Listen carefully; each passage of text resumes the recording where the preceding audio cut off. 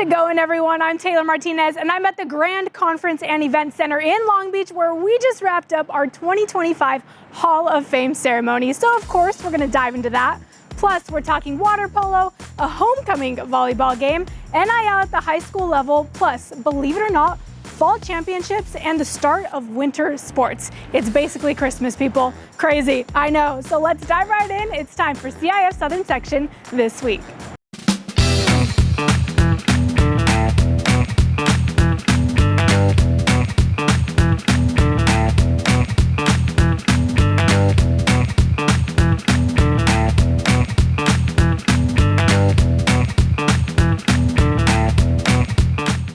Dozens of high school coaches have been inducted into the CIF Southern Section Hall of Fame, which first started over 40 years ago. And today, another 8 were added right here at the Grand.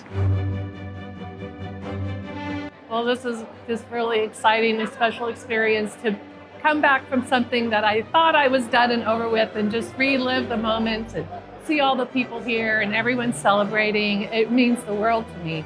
I had, just kind of felt like I retired and went off on my way, and just to have the honors given back to me and get to relive all those special moments. Oh, it's such an honor, such just a privilege to be amongst all these great honorees today, and having CIF honor me for these years. Words are unspeakable. I'm so humbled and just pleased to be here.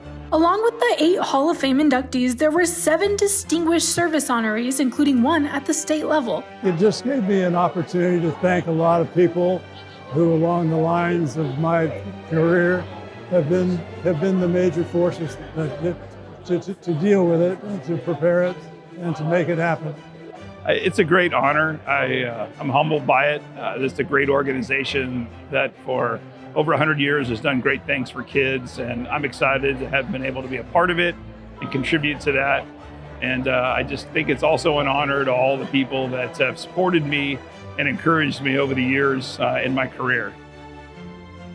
Those coaches and officials have hit so many historical milestones, and their recognition is so well deserved.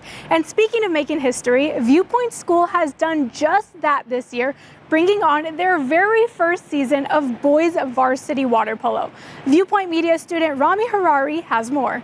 Viewpoint School just wrapped up their first ever boys water polo season, a milestone moment for Viewpoint and for the athletes who took part in it. To understand what it took to get here, I sat down with Coach Scarlett Lund City, who led the program through its debut season. All I want to see is their best effort, right? Whether we give our best effort and lose and give our best effort and win or tie, it's all about trying our hardest and giving ourselves the best ability to do our best.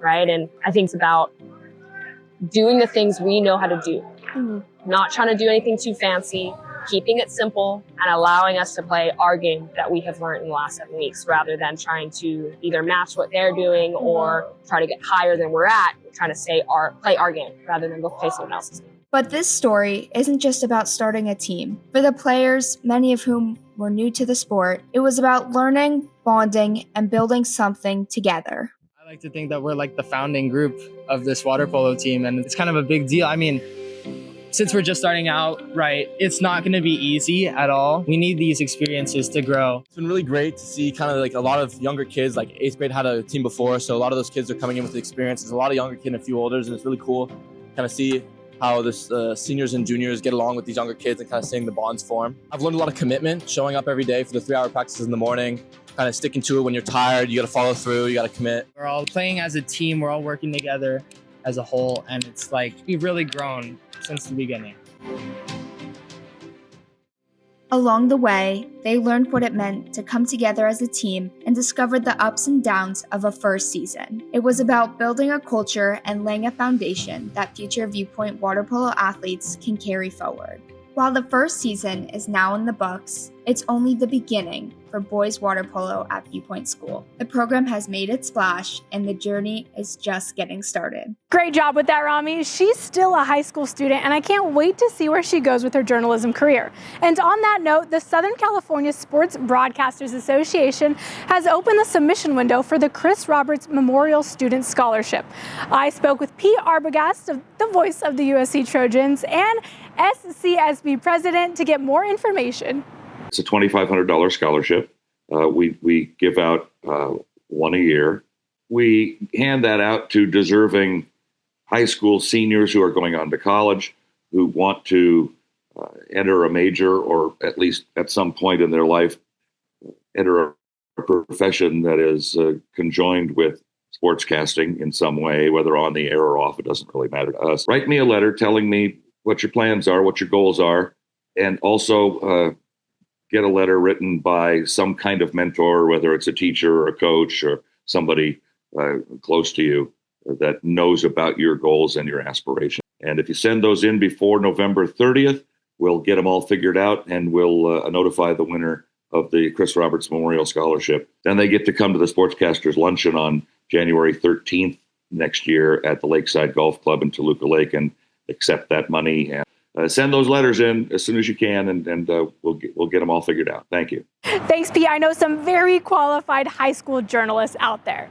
Now, I know newspapers did it first, but between social media, TV, and radio, the coverage is like never before. And one radio station owner is dedicating his time to give even more recognition to high school sports. This is Coachella Valley Sports Reports with your host, Coach B. My name is Brian Coach B. Arrington, Fox Sports 1270 AM Palm Springs. Started off at a small little station in San Bernardino. Fox came to Riverside, got involved with that, and then the opportunity kind of fell in my lap to do a station out here. Went to the wife, had a heart-to-heart with her, and she said, you know what, I'm going to give you my blessings, go ahead and do it. So my wife is the overseer. She's the boss. My daughter does a lot of the media. She does the graphics. That's her thing. My youngest son will run the board, and then my middle son is into the networks and computers, and that's kind of his niche and his thing. So that's one of the things that my wife and I talked about when we started this. We wanted to make this a family business so we can all do something together. There's just a huge need for high school sports. Like I always say, pretty much everyone has a high school that they graduated from. Not everyone has a college they graduated from. I graduated in '93. Some of my best friends to this day were from Downey High School. And we're still connected, we're still together, we still do things together, just nothing like that high school feeling. So I love high school sports. We're already working in the Coachella Valley area. We're working with local high schools to bring students in and teach them media so they can learn media, they can learn radio. We're going to launch a new show, the Coachella Valley Sports Report, that's going to focus on this area. And we're also doing a new show, the National Prep Sports Report. Always like to give representation to the female sport. So if there's someone that's doing something great, we'll bring them in. We had a female boxer in. I mean, we do it all. We've had wrestlers in. We do it all. We want to be all sports, all inclusive. I am your host, Coach B. If someone wants to do this or get involved, just go do it. Go mess up. Go make mistakes. Also, listen to us. Follow us, listen to us, subscribe, because you're going to get the best sports, hopefully some of the best prep sports coverage here on Fox Sports Radio. At a time with high media coverage and more eyes on high school athletes than ever, the talk of athlete compensation has become more common. What started in the pros and flooded down to college is now raising questions at the high school level. So what does compensation for name, image, and likeness look like for Southern Section athletes? I break it down. California was the first state to formally allow high school athletes to make a profit off their name, image, and likeness, NIL. So how does this translate to CIF schools? In the CIF world, the NIL means the exact same thing as it means in any other world. The difference is that CIF has bylaws that predate NIL, that go back to 2001, that basically state you can make your money off your name, image, and likeness, but you can't do it on the backs of your school. Commercial advertisement is commercial advertisement. It makes no difference what the vocation is. If money is being made based on direct school affiliation, there would be a violation of bylaws. The key word in these situations is commercial. Today, dozens of Southern Section athletes have gained the opportunity to utilize their own brand for profit, and we're seeing companies like New Balance, Oakley, Adidas, and Nike join the prep world. We see athletes signing deals right now with different shoe companies like Puma. We see them signing deals with representational companies like Clutch Sports. We see them signing deals as part of being influencers on different social platforms. High school administrators have now learned how to navigate this topic to best help their students. One of those administrators is CIF Southern Section President-elect Dr. Alexis Burrell, who's the former principal at Centennial High School in Corona. As you're running a school, you've got to be aware of, academics are the important thing, but also opportunities are the other, and then navigating that line of we're about school. And your coaches, and the kids and their families are really the ones that have to navigate it, but they have to have a place to go to run things by, like, is this okay? Can I do this? Centennial was one of the first schools in the southern section to navigate an NIL situation. This was in regard to basketball player Jared McCain, who grew his own fan base and brand on TikTok and Instagram. In reality, kids are able to make money where they never were able to make money before. Centennial basketball coach Josh Giles navigated this time with Dr. Burrell as Jared's fan base grew by thousands. Josh was always asking, okay, is this okay? Is this okay? We call the CIF office. Is this okay? Can he do this? Is this all right? And it's just navigating that together and seeing what were the possibilities, because part of it is we want to make sure he has every opportunity possible. While in high school, Jared had deals with big names like Champs and Crocs. He can wear Crocs to Centennial. He can't record something saying buy Crocs while wearing his Centennial jersey. So, he's doing his TikTok thing, doing dances in his Centennial stuff. That has nothing to do with endorsements. Endorsements have to do with him literally doing like a commercial. Nike created this custom pair of the Giannis 3. Jared went on to play at Duke and was drafted to the Philadelphia 76ers in the first round of the 2024 NBA draft. That kid deserves every ounce of credit that he gets because he never broke. You know what I mean? Even with all eyes on him, and just stayed humble and was a great Husky at Centennial and really gave back to our community in terms of when he was in high school. He was always representing us, and he always had the spotlight, and I felt like he did such a great job of really being what he's about and what we were about too. But I think the CIF rules really just lay it out, and it's like you can do what you can do as a person. It just can't have any affiliation with your school. Coming up after the break, forget football. Campbell Hall took volleyball to the gridiron, under the lights, on the 50-yard line, and with a carnival on the sidelines. We'll show you how homecoming got totally reimagined. Plus, believe it or not, the fall season is officially winding down. We're talking championships and have a behind-the-scenes look at Champion Patch production.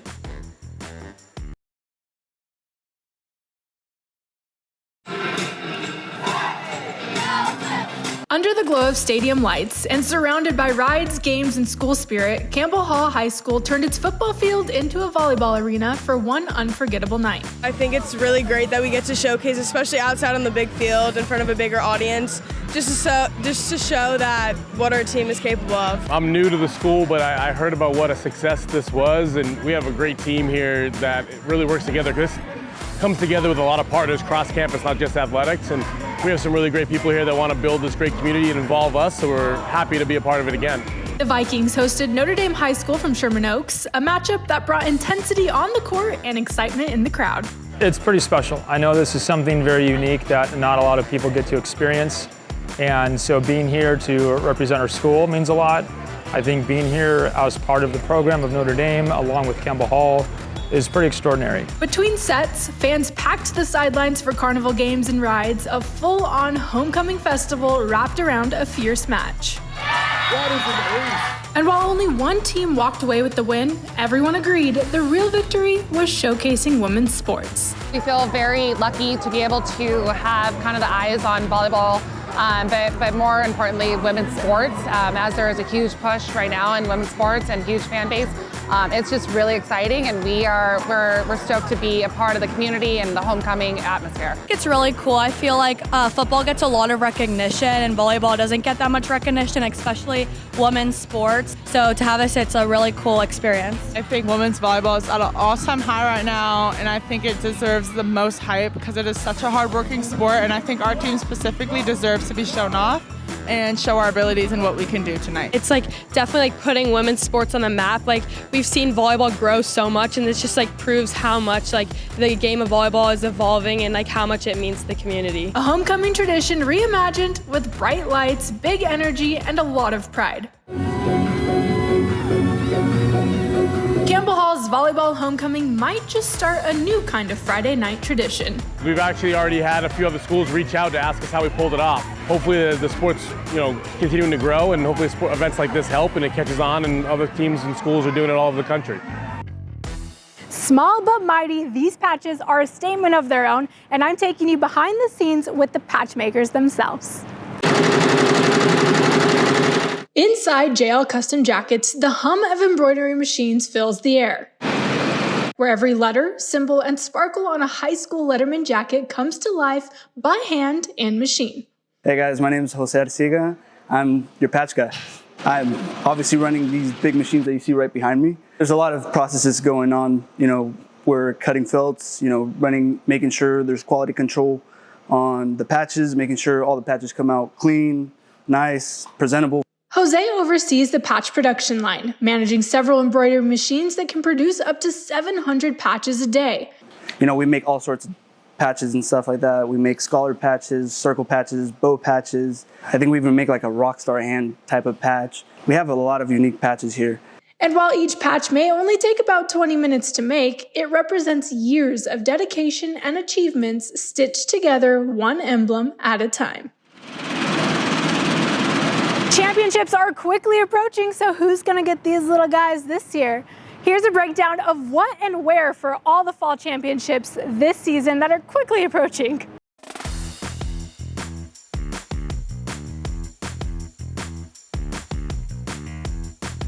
After the break, as winter sports kick off, we're going to talk wrestling. Made my way to the high desert where three brothers are making their names known in the wrestling community.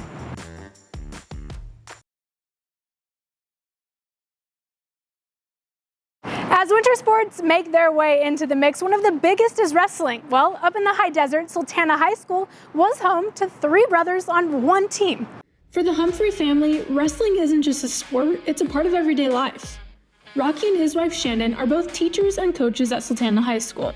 Their three sons, Rocky, Kel, and Jackson, were drawn to the sport as early as 4 years old, standing mat side with Dad. There would be dead time in a tournament or in a match, and they would just get out there and wrestle with each other. The love for the sport grew into something special, especially during the 2025 season, their only high school season altogether, with all three brothers taking home Southern section titles and state qualifying spots. I told Rocky, so Kale and Jackson were at the state meet the year before, and I said, I want all three of them to be here at the state meet. And he's like, you know what that takes, right? Since that day, they put in so much time and effort and tried to make it a goal. I remember Jackson wrestled first, and then it was me and then Kale, but watching my youngest brother compete before me, it was just fueled the fire almost. Not only did they excel in individual competition, but the Sultans as a team culminated a dual championship title, runner-up position in the individual championships, and a great run at Masters. We were fourth in the Masters. There's 600 schools that compete.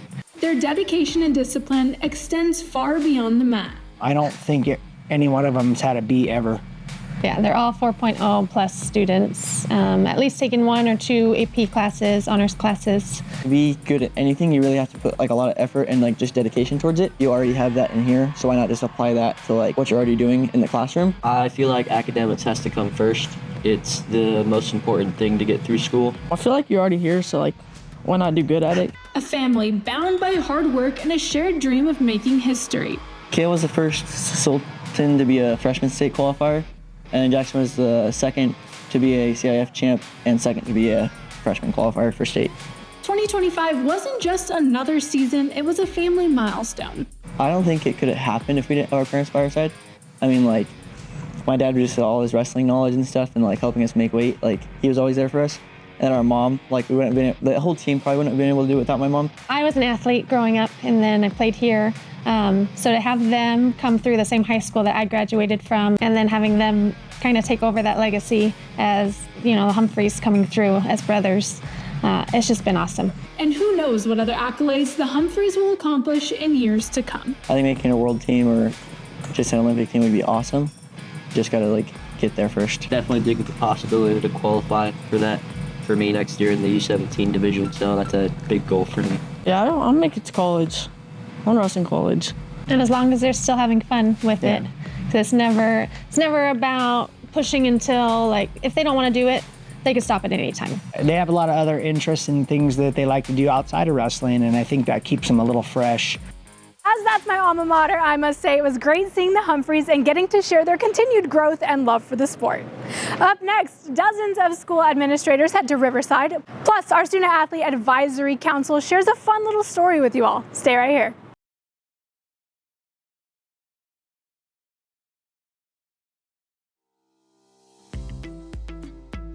Over 600 Southern Section administrators and athletic trainers took to Riverside for a day of educational breakout sessions, mingling, and lunch. Over 40 vendors also joined in on the fun, showcasing new gear, technology, and opportunities. All part of the annual CIF Southern Section Athletic Administrator Summit presented by E-Team sponsor. The keynote speaker of this year's event was former Vice President of NFL Officiating and now sports broadcaster, Mike Pereira. The breakout sessions touched on everything from using AI as a high school athletic director to building school culture. As we wrap things up today, the Southern Section has a Student Athlete Advisory Council comprised of athletes from all across the section. They weigh in on important topics, help with events, and give us the students' perspective on all sorts of things. Well, they're also pretty creative too, and they bring you this from a Friday Night Lights game. What's up, CIF Southern Section? I'm Hannah from Peninsula High School. And I'm Nathan from Torrance High. And we're from the CIF Southern Section Student Athletic Advisory Council. And today we came out to watch the game of the week of Maricosta versus Villa Park High School. Come with us!